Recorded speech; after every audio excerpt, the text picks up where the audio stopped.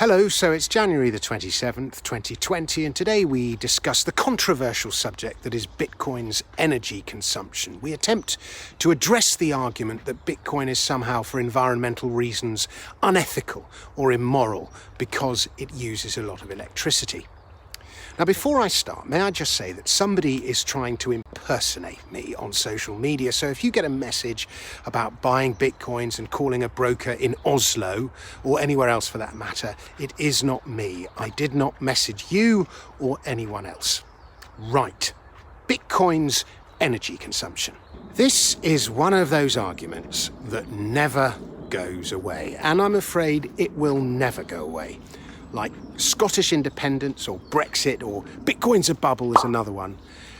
There are those who get Bitcoin, they understand it, they see its potential and invest perhaps, and there are those, such as Nobel Prize-winning economists and Financial Times journalists, who are determined not to and have been talking it down ever since it was $10 10 years ago. And I guarantee that after watching this video, assuming you make it to the end, Bitcoiners will say, yep, he's right, and no coiners will find fault. But perhaps the undecided middle will find it instructive.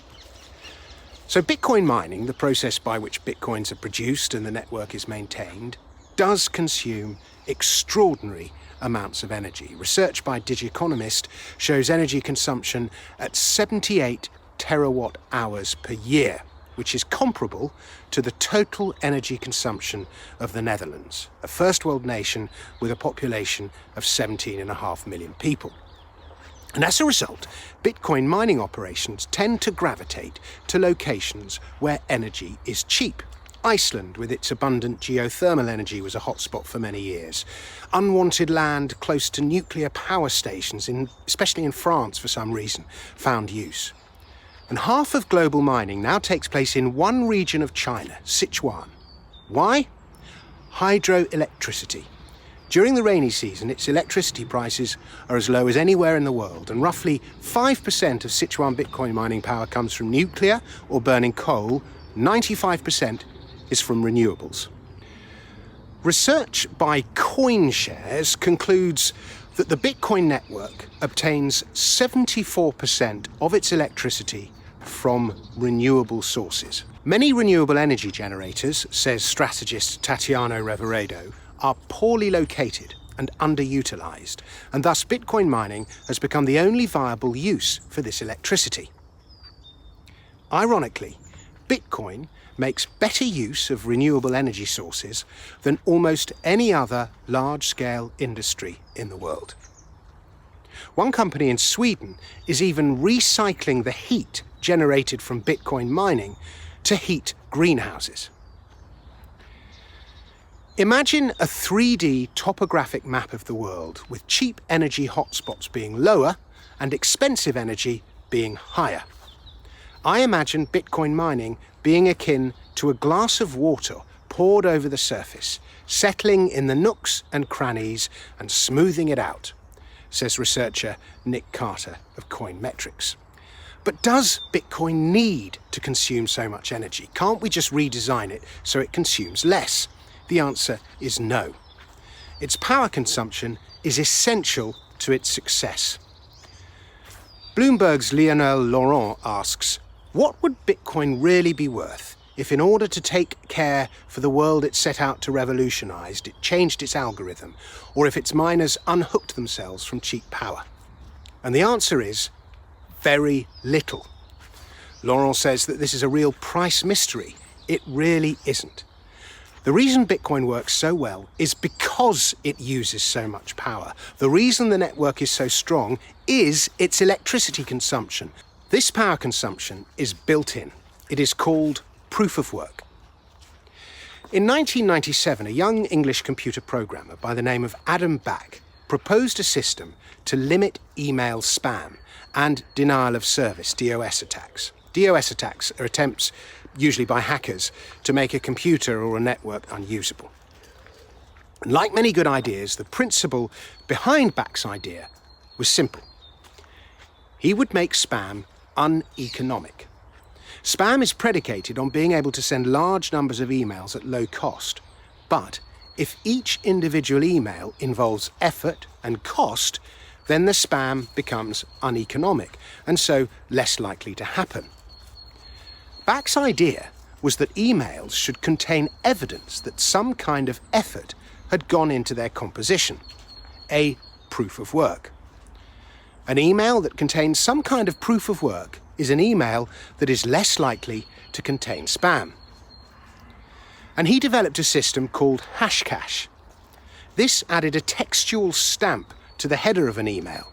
It was proof that the sender had expended a certain amount of time in writing and sending the email. In 2004, another computer programmer, Hal Finney, built on Back's proof of work system.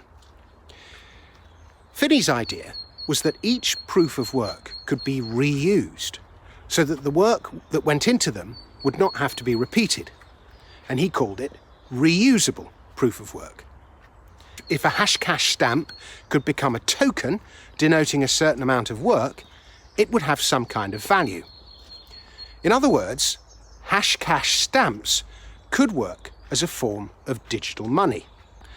Now, Finney was highly regarded in the computer programming world, but his system never saw any economic use until Satoshi Nakamoto. When Nakamoto first designed Bitcoin, one of his key ideas was that money should have a cost of production to it. If something takes effort, then it has value. If no effort goes into something, why on earth should it have any value? Nakamoto also wanted a system of money whose purchasing power increases over time.